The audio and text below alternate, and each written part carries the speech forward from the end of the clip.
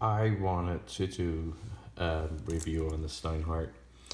Basically, the reason I'm reviewing this is because I guess I would have wanted to see this review before I purchased this watch exactly a year ago. Um, it's got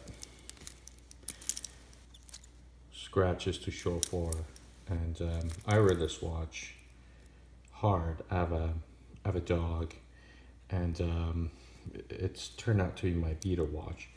Now, why am I reviewing this? Basically, I just want to give a feedback. The dial on this watch looks black here, but it's really just a dark gray, so that might disappoint you once you go into the sun.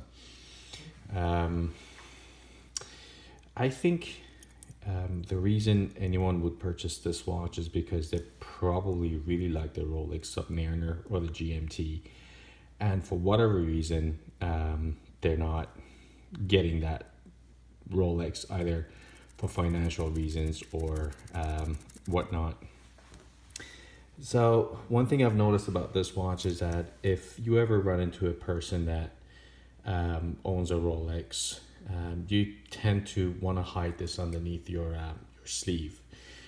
It kind of looks a bit odd. I mean, for the price that you pay for this watch, don't get me wrong, this is a great watch. It's a tank.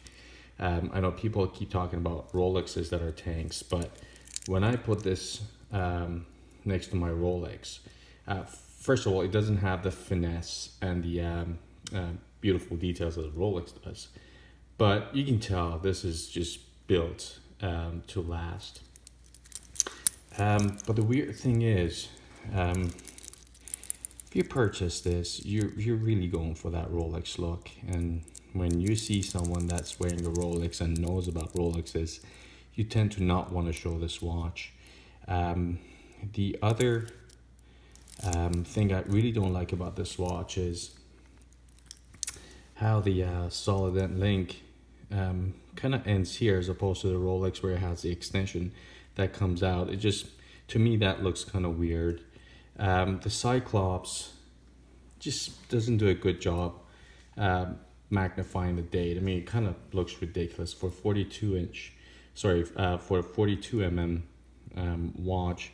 That's really tiny and small. The bezel sounds a bit loud, but it's definitely solid. The only problem, and I've seen this on other reviews too, it just doesn't line up. And if you're a watch guy, I mean, you can probably see it here.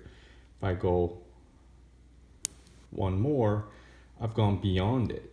And if you're a watch guy, that will tend to bother you. I have a bit of an OCD. And then the other thing I don't like about this watch, as you can tell, as I'm turning this watch around, the light just hides all those 24-hour numbers on the bezel there. And that just happens way too often during the day where you're trying to figure out what time you have on your GMT hand and you just can't see it.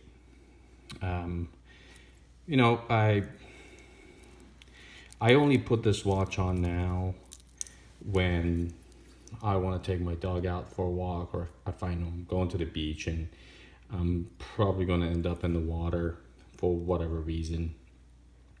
Would I recommend this for a person that's contemplating whether they should buy this or not?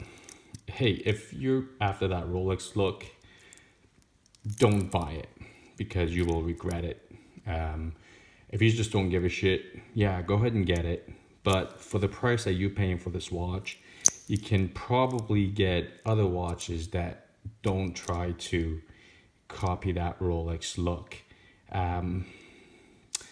I think the indices are too small for, I mean, you put this next to a Rolex, you can tell that those indices are just, they just don't look proportional.